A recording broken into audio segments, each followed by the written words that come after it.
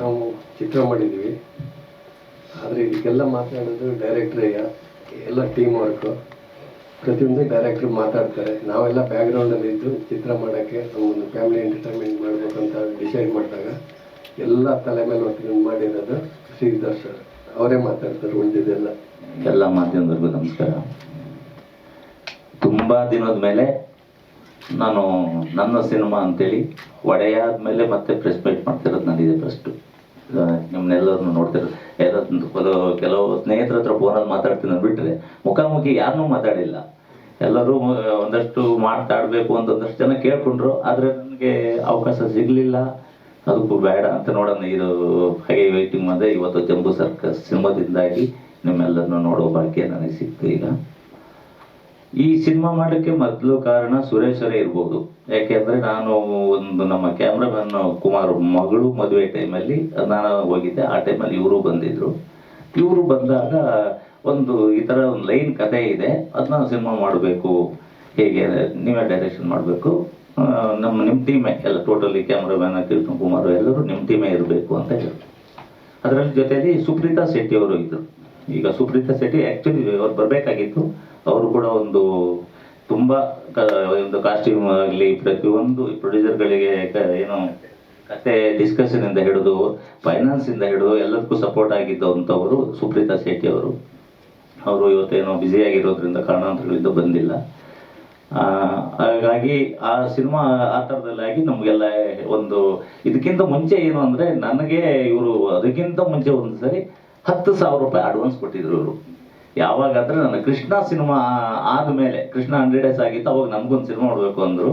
ಅವಾಗ ಕತೆ ಯಾರ್ದು ಅಂದರೆ ನಂದು ಶ್ರೀನಿ ಅಂತ ಈಗ ಡೈರೆಕ್ಟ್ರು ಮಾಡ್ತಿದ್ದಾರೆ ನೋಡಿ, ಆರ್ಟಿಸ್ಟ್ ಕಮ್ ಡೈರೆಕ್ಟರ್ ಆಗಿದೆ. ಅವ್ರಿಗೊಂದು 10,000 ರೂಪಾಯಿ ಕತೆ ಶ್ರೀನಿದು, ನಾನು ಡೈರೆಕ್ಷನ್ ಅಂತ ಹೇಳಿ ಅವಾಗ ಕತೆ ಕೊಟ್ಟಿರೋದು. ಹಾಗೆ ಇವರು ಮಾಡಿಲ್ಲ, ನಾನು ಬ್ಯುಸಿ ಆಗಿಬಿಟ್ಟೆ. ಆಮೇಲೆ ಇವರು ಟೋಟಲಿ ಪ್ರೊಡಕ್ಷನಲ್ಲಿ ಬ್ಯುಸಿ ಆಗಿಬಿಟ್ರು ಇವರು. ಅದನ್ನ ಇಲ್ಲಿ ನಾವು ನೆನೆಸ್ಕೊಂಡು ಅವಾಗ ಯಾವ್ದು ಮಾಡಬೇಕು ಅಂದ ಕೂಡ ಇವರು ಸಿನಿಮಾ ಈ ಥರ ಒಂದು ಮಾಡಿದ್ದೀನಿ, ನಿಮ್ಮ ಟೀಮ್ ಮಾಡಬೇಕು ಅಂದಾಗೆ ಯಾವತ್ತೋ ಕಮಿಟ್ ಆಗಿದ್ದು. ಬಟ್ ಅದು 10,000 ಆದರೂ ಕೂಡ ಅವಾಗ ನನ್ನ ಒಂದು ನಿರ್ದೇಶಕ ಅಂತ ಹೇಳಿ ಅವರು ಕೊಟ್ಟಿದ್ದು ಅಡ್ವಾನ್ಸ್. ನಾನು ಅದು ಕಮಿಟ್ ಆಗಿದ್ದೆ. ಆ ಕಮಿಟ್ ಆಗಿದ್ದಕ್ಕೆ ನಾನು ಇಲ್ಲ ಅಂತ ಹೇಳಲಿಕ್ಕೆ ನಂಗೆ ಬಾಯಿ ಬರಲಿಲ್ಲ. ನಾನು ಮಾಡೋಣ ಅಂದೆ. ಯಾಕೆಂದರೆ ಫಸ್ಟ್ ಆಫ್ ಆಲ್ ನನಗೇನು ಕೆಲಸ ಇರಲಿಲ್ಲ ಬಿಡಿ, ಅವಾಗ ಫ್ರೀಯಾಗೇ ಇದ್ದೆ. ಎಲ್ಲ ದೊಡ್ಡ ಸಿನಿಮಾ ಆದಮೇಲೆ ಖಾಲಿ ಇದ್ದೆ ನಾನು ಆ್ಯಕ್ಚುಲಿ. ಆಮೇಲೆ ನಮ್ಗೆ ಹೇಗಿದ್ರು ಲೇಟ್ ಆಗುತ್ತೆ, ಓಕೆ ಒಂದು ಮಾಡೋಣ ಅಂತ ಅವಾಗ ಆರ್ಟಿಸ್ಟ್ಗಳನ್ನ ಯಾರನ್ನ ಹಾಕೋಣ ಏನಾಗುತ್ತೆ ಡಿಸ್ಕಷನ್ ಎಲ್ಲ ಮಾಡಿದ್ರು. ಸುಪ್ರೀತಾ ಶೆಟ್ಟಿ ಅವರಾಗಲಿ ಇವರಾಗಲಿ ನಮ್ಮ ಕೇಗೆ ಎಲ್ಲರೂ ಡಿಸ್ಕಷನ್ ಬರ್ತಾಯಿದ್ರು.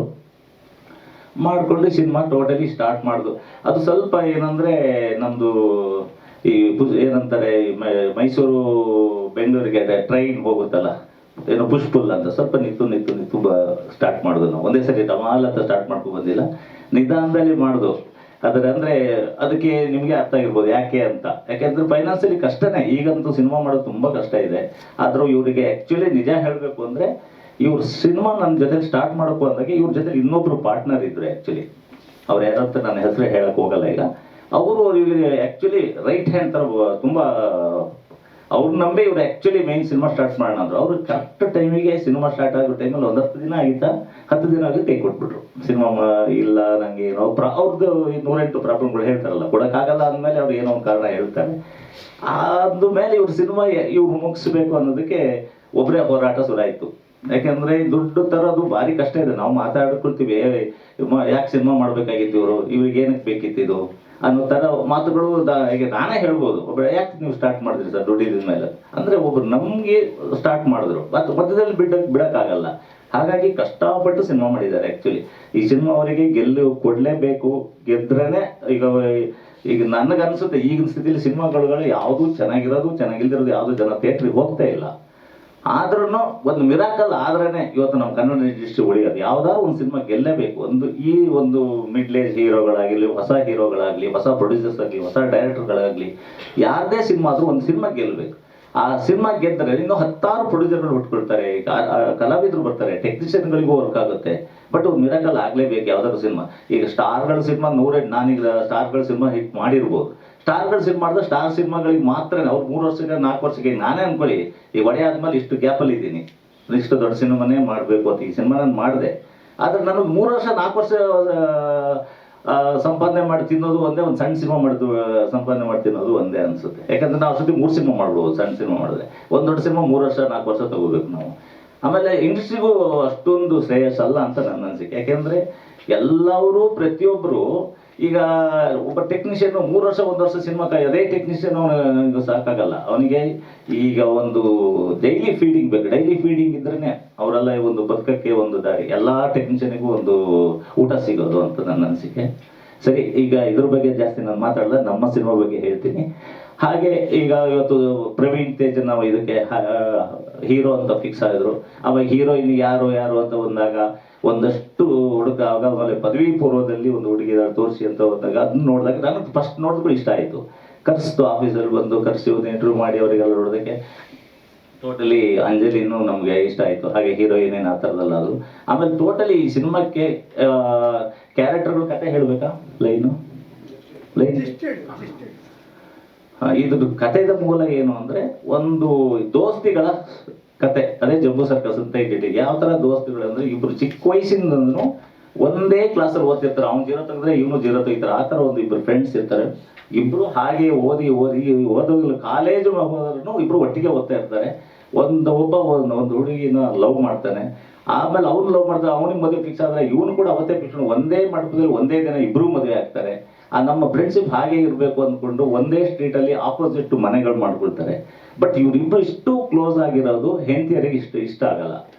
ಆಮೇಲೆ ಅವರಿಗೆ ಟೋಟಲಿ ಇಬ್ಬರಿಗೂ ಪ್ರೆಗ್ನೆಂಟ್ಗಳಾಗ್ತಾರೆ. ಪ್ರೆಗ್ನೆಂಟ್ ಆದಮೇಲೆ ಈಗ ಅವ್ರಿಗೆ ಅಕ್ಕಪಕ್ಕದ ಇವ್ರು ಕ್ಲೋಸ್ ಆಗಿರೋದು ಅಷ್ಟು ಇಷ್ಟ ಆಗಲ್ಲ. ಅದೇನೋ ಕೋಇನ್ಸಿಡೆನ್ಸ್ ಅನ್ನೋ ಥರ ಇಬ್ಬರಿಗೂ ಒಂದೇ ದಿವಸ ಹೆರಿಗೆ ನೋವು ಕಾಣಿಸ್ಕೊಳುತ್ತೆ.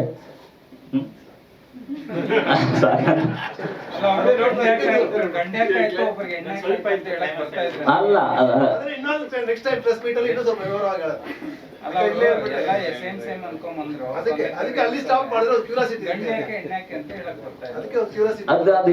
ಅದೆಲ್ಲ ಹೇಳೋದ್ರೆ ಸ್ಟೋರಿ ಹೇಳ್ಬೇಕಾಗುತ್ತೆ.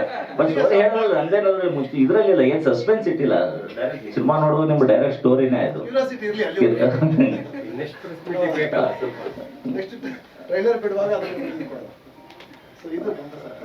ಟೋಟಲಿ ಇದು ಎರಡು ಫ್ಯಾಮಿಲಿ ಅಲ್ಲಿ ಅದು ಎದುರುಗಡೆ ಇರ್ತಾರೆ. ಹೆಂಡತಿಯರಿಗೆ ಇಷ್ಟ ಆಗಲ್ಲ, ಮಕ್ಕಳಾಗದ್ರೆ ಮಕ್ಕಳನ್ನ ಶತ್ರುಗಳ ತರ ಬೆಳೆಸ್ತಾರೆ. ಆ ಮಕ್ಕಳನ್ನ ಯಾಕೆ ಬೆಳೆಸ್ತಾರೆ ಮತ್ತೆ ಹೆಂಗ್ ಒಂದಾಗ್ತಾರೆ, ಇದು ಎರಡು ಫ್ಯಾಮಿಲಿನೂ ಯಾವ ತರ ಕಿತ್ತಾಡ್ತಾರೆ. ಇದೇ ಜಂಬೂ ಸರ್ಕಸ್ದು ಒಂದು ಚಿಕ್ಕದು ಲೈನು. ಬಟ್ ಹಾಗಂತ ಹೇಳಿ ಇದೇ ಕತೆ ಅಲ್ಲ, ಕತೆ ಬೇರೆ ಬೇರೆ ತರ ಟ್ವಿಸ್ಟ್ ಇದೆ ಇದರಲ್ಲಿ. ಅದನ್ನ ಸಿನಿಮಾ ಇನ್ನೇನು ರಿಲೀಸ್ ಮಾಡ್ಬೇಕು, ಈಗ ರೆಡಿ ಆಗಿದೆ. ಟೀಸರಲ್ಲಿ ನಿಮ್ಗೆ ಚೂರು ತೋರಿಸಿದೀವಿ. ಈಗ ನೆಕ್ಸ್ಟ್ ಟ್ರೈಲರು ಸಾಂಗ್ಗಳು ತುಂಬ ಚೆನ್ನಾಗಿ ಬಂದಿದೆ. ವಾಸಿಕೆ ವೈಭವ್ ಅವರು ಒಳ್ಳೆ ಟ್ಯೂನ್ ಮಾಡಿ ಒಂದು 4 ಸಾಂಗ್ ಮಾಡಿದ್ದಾರೆ. 3 ಸಾಂಗ್ನ ಹರ್ಷ ಕೊರಿಯೋಗ್ರಫಿ ಮಾಡಿದ್ದಾರೆ. ಆಮೇಲೆ ಇನ್ನೊಂದು ಸಾಂಗು ನಾನೇ ಮಾಡಿದ್ದೀನಿ, ಅದು ಸಿಚುವೇಶನ್ ಸಾಂಗು. ಹಾಗೆ ಇದರಲ್ಲಿ 2-3 ಫೈಟ್ ಬರುತ್ತೆ. ಸಿಚುವೇಶನ್ ತಕ್ಕಂಥ ಮಾಮೂಲು ಕಮರ್ಷಿಯಲ್ ಫೈಟ್ ಅಲ್ಲ. ಈ ಕತೆಗೆ ಏನು ಬೇಕೋ ಅದಿದೆ. ಅದು ನಮ್ಮ ರವಿ ವರ್ಮ ಕೈಲೇ ಮಾಡಿಸ್ಕೊಂಡಿದ್ವಿ. ಟೆಕ್ನಿಷಿಯನ್ ಎಲ್ಲ ನನ್ನ ಸರ್ಕಲಲ್ಲಿ ಇದ್ದವ್ರು ಎಲ್ಲರೂ ದೊಡ್ಡ ಟೆಕ್ನಿಷಿಯನ್ನೇ ಮಾಡಿದ್ದಾರೆ. RR ಮಾತ್ರ ನಾನು ಚೆನ್ನೈಯಲ್ಲಿ ಮಾಡಿಸಿದ್ದೀನಿ. ಇದು ಟೋಟಲಿ ಎಲ್ಲ ನಮ್ಮ ರೆಸ್ಪಾನ್ಸಿಬಿಲಿಟಿ ಮತ್ತು ಕಾಸ್ಟ್ಯೂಮು ಎಲ್ಲ ಸುಪ್ರೀತಾ ಶೆಟ್ಟಿ ಅವ್ರು ತಗೊಂಡ್ರು. ನಮಗೆ ಇನ್ನೇನು ಹೇಳಬೇಕಲ್ಲ, ಕ್ಯಾಮ್ರಾಮ್ಯಾನ್ ಎಲ್ಲ ನನ್ನ ಸಿನಿಮಾಕ್ಕೆ ಪ್ರತಿಯೊಬ್ಬರಿಗೂ ಕೆ ಕ್ಯಾಮ್ರಾಮ್ಯಾನು. ಆಮೇಲೆ ನಮ್ಮ ಹುಡುಗರೆಲ್ಲ M2K ಅವರೆಲ್ಲ ನಮ್ಮ ಕೋ ಡೈರೆಕ್ಟ್ರು. ಮೊದಲಿಂದ ನಮ್ಮ ಅಷ್ಟೇಂದ್ರ ನನ್ನ ಸಿನಿಮಾದಲ್ಲಿ ಇದ್ರೆ ಅವರೇ ಮಾಡಿದ್ದಾರೆ. ಆಮೇಲೆ ಡೈಲಾಗು ಈ ಸರಿ ನನ್ನ ಸಿನಿಮಾಕ್ಕೆ ಫಸ್ಟ್ ಟೈಮ್ ಸೇರ್ಪಡೆ ಆಗಿದ್ದು ರಘು ನೀಡವಳ್ಳಿ ಅವರು. ಆ್ಯಕ್ಚುಲಿ ನನ್ನ ಮೊದಲು ಅವ್ರು ತುಂಬ ಸಿನಿಮಾಗಳು ನೋಡಿದ್ರು, ಚೆನ್ನಾಗಿ ಬರೀತಾ ಇದ್ರು. ನನಗೆ ಅವ್ರ ಜೊತೆಲಿ ಕೆಲಸ ಮಾಡಬೇಕು ಅಂತ ಈ ಸಿನಿಮಾಕ್ಕೆ ರಘು ನೀಡವಳ್ಳಿ ಅವರು ಒಂದು ಡೈಲಾಗ್ ಬರೆದ್ರು. ಹಾಗೆ ಜ್ಞಾನೇಶ್ ಎಡಿಟರ್ ಅವರು ಕೂಡ ನನ್ನ ಜೊತೆಲಿ ಈ ಸರಿ ಫಸ್ಟ್ ಟೈಮ್. ಅಂದರೆ ನನ್ನ ಮೊದಲಿನೆಲ್ಲ ಎಡಿಟರು ಬೇರೆ ಇರ್ತಾಯಿದ್ರು.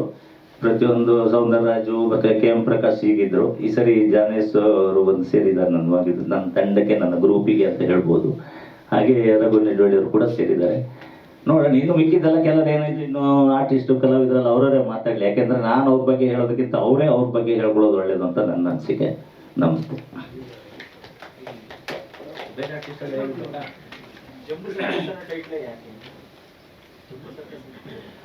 ಜಂಬೂ ಸರ್ಕಸ್ ಅಂತ ಅದಕ್ಕೆ ಸಿನಿಮಾ ಕತೆ ಹೇಳಕ್ ಹೋದ್ರೆ ಬೇಡ ಅಂತ ನಿಲ್ಲಿಸ್ಬಿಟ್ರು ನನ್ನ. ಅದು ಯಾಕೆ ಸರ್ಕಸ್ ಶುರು ಆಗುತ್ತೆ ಅಂತ ಆಮೇಲೆ ಹೇಳ್ಬೇಕು. ಯಾಕಂದ್ರೆ ಅಲ್ಲಿಂದಾನೇ ಸರ್ಕಸ್ ಶುರು ಆಗುತ್ತೆ. ಈಗ ಇಬ್ರು ಎದುರು ಬದ್ರು ಮನೆ ಆದ್ಮೇಲೆ ಅವ್ರಿಗೆ ಹೆಂಡತಿಯರಿಗೆ ಇಷ್ಟ ಇರಲ್ಲ. ಮಕ್ಕಳನ್ನ ಯಾವ ಶತ್ರುಗಳಾಗಿ ಬೆಳೆಸ್ತಾರೆ, ಆ ಮಕ್ಕಳುಗಳು ನಾವು ಅದರಲ್ಲೇ ಟ್ವಿಸ್ಟ್ ಇದೆ. ಮಕ್ಕಳು ಏನು, ಯಾಕೆ, ಯಾರ ಮಕ್ಕಳು ಅನ್ನೋದು ಅದು ಬೇರೆ ಟ್ವಿಸ್ಟ್ ಇದೆ.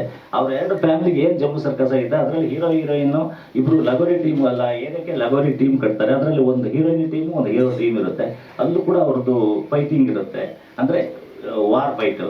ಅದರಲ್ಲಿ ಆ ಕಥೆ ಅದನ್ನ ಬೆಳ್ಕೊಂಡು ಹೋಗ್ತಾರೆ. ಕಥೆ ನಾನು ಫುಲ್ ಹೇಳೋಕೆ ಬರ್ತಾ ಇಲ್ಲ ಈಗ. ಆ ಕಥೆಯಲ್ಲಿ ಜಂಬೂ ಸರ್ಕಸ್ ಅದು ಅಲ್ಲಿಂದ ಸ್ಟಾರ್ಟ್ ಆಗೋದು ಆ್ಯಕ್ಚುಲಿ. ಆ ರೋಡಲ್ಲೇ ಸ್ಟಾರ್ಟ್ ಆಗುತ್ತೆ ಜಂಬೂ ಸರ್ಕಸ್ ಏನು ಅಂತ. ಆಮೇಲೆ ಅಷ್ಟೇ, ಇದ್ರ ಜೊತೆಗೆ ಜಂಬೂ ಸರ್ಕಸ್ಸಲ್ಲಿಗೆ ಈಗ ಸ್ವಾತಿ ಅವರು ಇದ್ದಾರೆ, ಲಕ್ಷ್ಮಿ ಇದ್ದಾರೆ, ರವಿಶಂಕರ್ ಗೌಡ ಇದ್ದಾರೆ, ಆಮೇಲೆ ಅಚ್ಯುತಣ್ಣ ಇದ್ದಾರೆ. ಸುರಗ ಆಯಿತು, 1.5 ವರ್ಷ ಆಗೋಯ್ತು. ಮತ್ತೆ ಬಂದೆ ನೆನೆಸಿ ವೇದಿಕೆ ಮೇಲಿರುವ ನನ್ನ ಚಿತ್ರತಂಡ ಹಾಗೂ ವೇದಿಕೆ ಮುಂಭಾಗದಲ್ಲಿರುವ ಎಲ್ಲ ಮಾಧ್ಯಮ ಮಿತ್ರರಿಗೆ ನನ್ನ ನಮಸ್ಕಾರ. ಸರ್, ನಿನ್ನೆಯಿಂದ ನನಗೆ ಮಲಗ್ದಾಗ್ಲಿಂದ ತುಂಬ ಕಾಡ್ತಾ ಇದ್ದೇನೆಂದರೆ, ನೆನಪಾಗ್ತಿದ್ದೇನೆ ಅಂದರೆ, ನಮ್ಮ 15 ವರ್ಷದ ಹಿಂದೆ 2009ರಲ್ಲಿ ಜಾಲಿ ಡೇಸ್ ಒಂದು ಪ್ರೆಸ್ ಮೀಟ್ ಮಾಡಿದ್ವಲ್ಲ, ಅದು ತುಂಬ ನನಗೆ ನೆನಪಾಗ್ತಾ ಇದೆ. ಜಾಲಿ ಡೇಸ್ ಆದಮೇಲೆ ಸುಮಾರು ಒಂದು 13-14 ಸಿನಿಮಾ ಮಾಡಿದ್ದೀನಿ. ಒಂದು ಸಿನಿಮಾಗೆ 2 ಸಲ ಪ್ರೆಸ್ ಮೀಟ್ ಅಂದರೂ ಕೂಡ ಸುಮಾರು ಒಂದು 25 ಪ್ರೆಸ್ ಮೀಟ್ ಆಗಿರ್ಬೋದೇನೋ ನನ್ನ ಲೈಫಲ್ಲಿ. ಬಟ್ ಒಂದು ಮೊದಲನೇ ಪ್ರೆಸ್ ಮೀಟಲ್ಲಿ ಇರುತ್ತಲ್ಲ, ಒಂದು ಸಣ್ಣ ಭಯ, ಒಂದು ಕುತೂಹಲ, ಒಂದು ಆತಂಕ, ಇನ್ನೊಂದೇನೋ ಎಕ್ಸೈಟ್ಮೆಂಟು, ಇನ್ನು ಮುಂದೇನೋ ಒಳ್ಳೇದಾಗುತ್ತೆ ಅನ್ನೋ ಒಂದು ಆಕಾಂಕ್ಷೆ, ಅದೆಲ್ಲ ಸೇರಿ ಒಂದು ಮಿಕ್ಸ್ಡ್ ಫೀಲಿಂಗ್ ಇತ್ತಲ್ಲ. ಆಫ್ಟರ್ 15 ಇಯರ್ಸ್, 15 ವರ್ಷ ಆಯಿತು ನಾನು ಇಂಡಸ್ಟ್ರಿಗೆ ಬಂದು. ಆಫ್ಟರ್ 15 ಇಯರ್ಸ್ ಅದೇ ಫೀಲಿಂಗ್ ನಿನ್ನೆ ರಾತ್ರಿ ಮಲಗುವಾಗಲಿಂದ ಬೆಳಿಗ್ಗೆ ಎದ್ದ ಮೇಲೆ ಬರುವಾಗ ಅದೇ ಫೀಲಿಂಗು ಬರ್ತಾ ಇತ್ತು ಮನಸ್ಸಲ್ಲಿ. ಅದಕ್ಕೆ ನನಗೆ ನಾನೇ ಒಂದು ಪ್ರಶ್ನೆ ಕೇಳ್ಕೊಂಡು, ಯಾಕೆ ಹಿಂಗೆ ಆಗ್ತಾ ಇದೆ ಅಂದಾಗ ಒಂದು ಭಯ ಈ ಸಿನಿಮಾದಲ್ಲೂ ನನಗೊಂದು ಸ್ಟ್ರಾಂಗ್ ಭಯ ಇದೆ. ಏನಂದರೆ, ಎಲ್ಲರಿಗೂ ಗೊತ್ತಿರೋ ಹಾಗೆ ಇವತ್ತಿನ ಸನ್ನಿವೇಶ, ಸಿನಿಮಾ ಜನಗಳು, ಯಾಕಂದರೆ ಸುರೇಶ್ ಅಣ್ಣ ಫಸ್ಟ್ ಟೈಮು ಇಂಡಿಪೆಂಡೆಂಟ್ ಆಗಿ ಸಿನಿಮಾ ಮಾಡಿದ್ದಾರೆ, ಒಳ್ಳೆ ಅದ್ಭುತವಾದ ಸಿನಿಮಾ ಮಾಡಿದ್ದಾರೆ. ನನ್ನ ಮೇಲೆ ಏನೋ ದುಡ್ಡು ಹಾಕಿದ್ದಾರೆ ಅನ್ನೋ ಒಂದು ಭಾರನ ಭಯನ ಗೊತ್ತಿಲ್ಲ. ಇನ್ನೊಂದು ಎಮ್ ಡಿ ಶ್ರೀಧರ್ ಸರ್ ಅವರೆಲ್ಲ ಸ್ಟಾರ್ಗಳಿಗೆ ಸಿನಿಮಾ ಮಾಡಿದ್ದು ಇಲ್ಲಿವರೆಗೂ. ಸೊ ಅವ್ರಿಗೂ ಕೂಡ ಇದು ಅವರ ಏನೋ ಒಂದು ಕಿರೀಟಕ್ಕೆ ಇನ್ನೊಂದು ಗರಿ ಆಗಬೇಕು ಹೊರತು ಅದೊಂದು ಏನೋ ಬೇರೆ ಥರ ಆಗಬಾರ್ದು ಅನ್ನೋ ಒಂದು ಭಯ ಖಂಡಿತವಾಗ್ಲೂ ಮನಸ್ಸಲ್ಲಿದೆ. ಇನ್ನೊಂದು ಖುಷಿ, ಎಕ್ಸೈಟ್ಮೆಂಟ್ ಏನಂದರೆ, ನನಗೆ ಪರ್ಸ್ನಲಿ ನನಗೆ ಎಮ್ ಡಿ ಶ್ರೀಧರ್ ಸರ್ ಒಂಥರ ಲಕ್ಕಿ ಡೈರೆಕ್ಟ್ರು.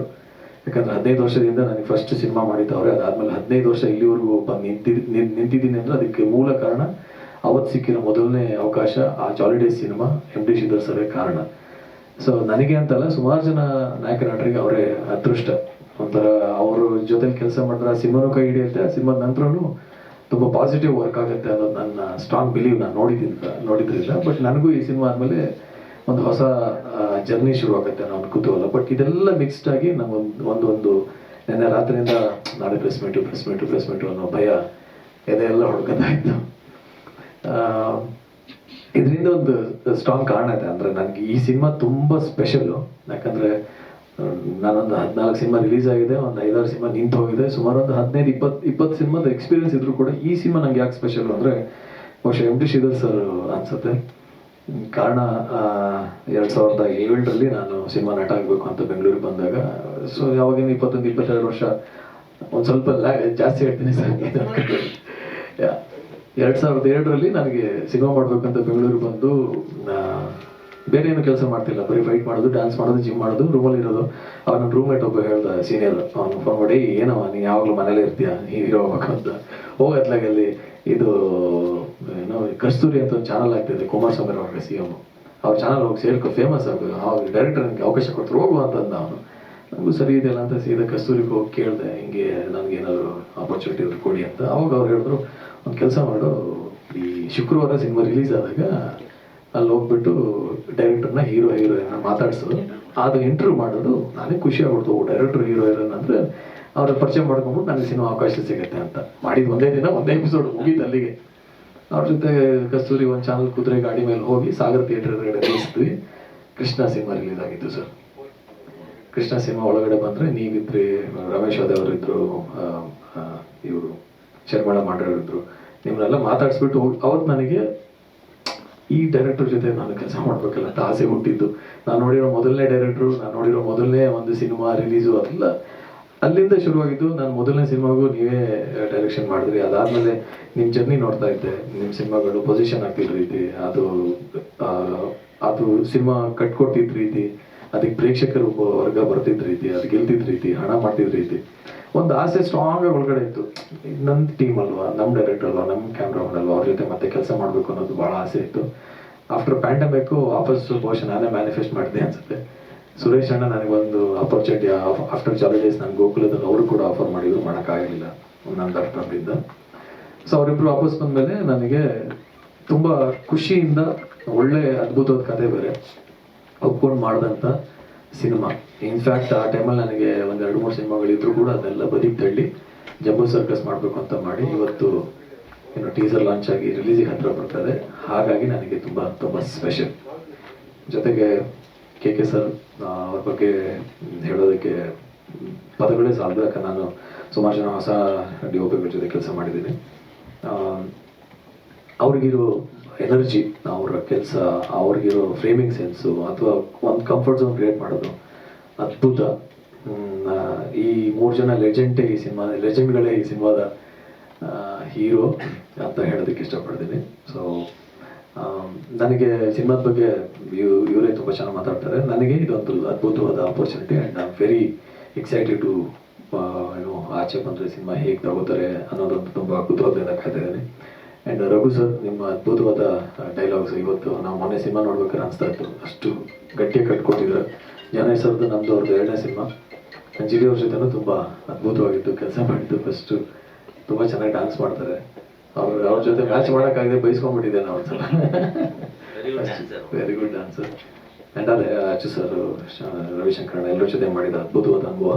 ಸೊ ಸಿನಿಮಾ ಅವ್ರಿಗೆ ಬಂದಮೇಲೆ ಎಲ್ರಿಗೂ ಇಷ್ಟ ಆಗುತ್ತೆ. ದಯವಿಟ್ಟು ಈ ಸಿನಿಮಾನ ಜನರಿಗೆ ಮೂಡಿಸೋದ್ರಲ್ಲಿ ಎಲ್ಲರೂ ಸೇರಿ ಮೂಡಿಸಿ ಸಿನಿಮಾನ ವಾಪಸ್ ಪ್ರೇಕ್ಷಕ ವರ್ಗನ ಗೆಟ್ಟಕ್ಕೆ ಕರೆಸೋದ್ರಲ್ಲಿ ಎಲ್ಲರೂ ಭಾಗಿಯಾಣ. Thank you.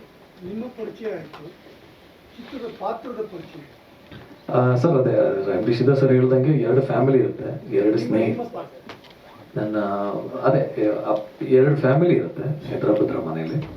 2 ಸ್ನೇಹಿತರು, ಅವ್ರಿಗಿಬ್ರು ಮಕ್ಕಳು ಇರ್ತಾರೆ. ಅವರಿಬ್ಬರು ಮಕ್ಕಳನ್ನು ರೈವಲ್ರಿ ಥರ ಬೆಳೆಸ್ತಾರೆ. ಅವರಿಬ್ಬರು ನಾವು. ಸೊ ನಮ್ಮಿಬ್ಬರಿಗೂ 2 ಶತ್ರುಗಳಿಗೆ ಬಹುಶಃ ಲವ್ ಆಗ್ಬಿಟ್ರೆ ಏನಾಗ್ಬಿಡ್ಬೋದು ಸರ್, ಅದೇ ನೀವು ಒಂದು ದೊಡ್ಡ ಸರ್ಕಸ್ ಲೈಫಲ್ಲಿ. ಸೊ ಆ ಸರ್ಕಸ್ 2 ರೈವಲ್ರಿ ಫ್ಯಾಮಿಲಿ ಮಧ್ಯದಲ್ಲಿ ವಾಪಸ್ಸು ಸ್ನೇಹ ಹೇಗೆ ಬೆಳೆಯುತ್ತೆ ಅನ್ನೋದೇ ಸಿನಿಮಾದ ಕತೆ. ಎಲ್ಲ ವಿಷಯವನ್ನು ಹೇಳಿದ್ದಾರೆ.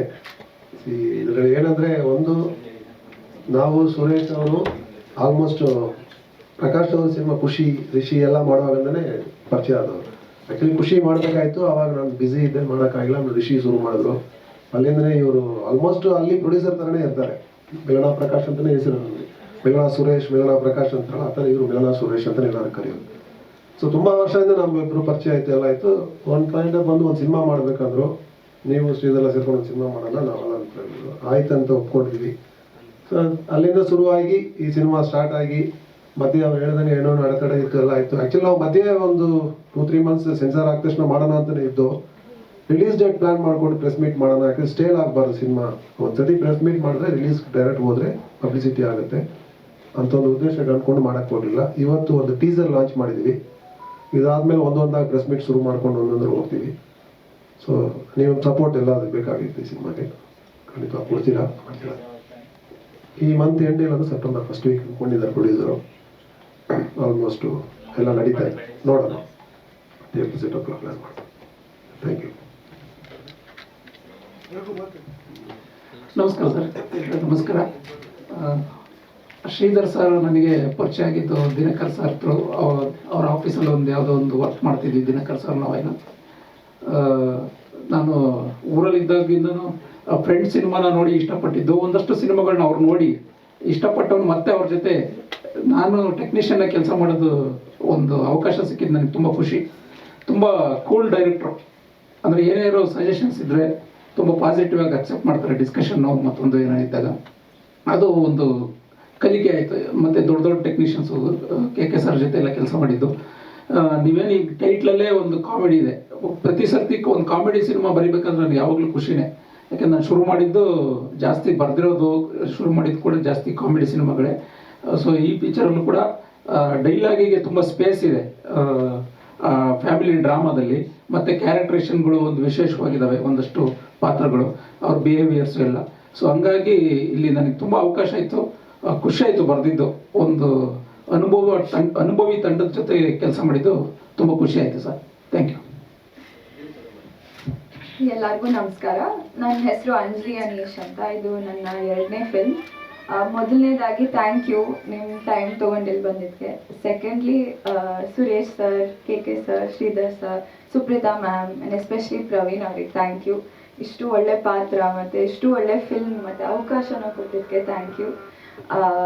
ಇದು ಪದವಿ ಪೂರ್ವ ಅಂತ ಒಂದು ಫಿಲ್ಮ್ ಮಾಡಿದ್ದೆ. ಅವಾಗ ಮಾಡಿದಾಗ ಇದು ಸೈಮಲ್ಟೇನಿಯಸ್ಲಿ ಶೂಟ್ ಮಾಡಿದ ಫಿಲ್ಮ್. ಸೊ ನನಗೆ ತುಂಬ ಎಜುಕೇಷನ್ ಸಿಕ್ತು ಈ ಫಿಲ್ಮಲ್ಲಿ. ಯಾಕಂದರೆ ಎಲ್ಲ ಬೆಸ್ಟ್ ಟೆಕ್ನಿಷಿಯನ್ಸ್ ಈ ಫಿಲ್ಮಲ್ಲಿ ಕೆಲಸ ಮಾಡಿದ್ದಾರೆ. ಸಾಂಗ್ಸ್ ಆಗಿರಲಿ, ಆ್ಯಕ್ಷನ್ ಆಗಿರಲಿ, ಡಿರೆಕ್ಷನ್, ಸಿನಿಮಾಟೋಗ್ರಫಿ ಎಲ್ಲದರಲ್ಲೂ one of the best in the fields ಕೆಲಸ ಮಾಡಿದ್ದಾರೆ. ಸೊ ನಂಗೆ ತುಂಬ ಖುಷಿ ಆಯಿತು. ಪ್ಲೀಸ್ ಸಪೋರ್ಟ್ ಮಾಡ್ತಾ ಹೋಗಿ.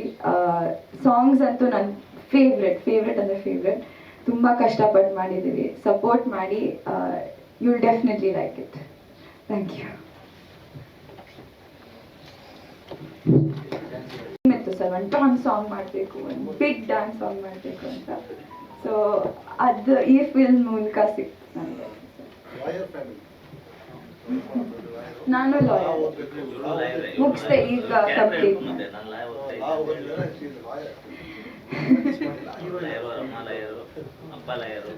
ಅಣ್ಣ ಲಾಯರ್.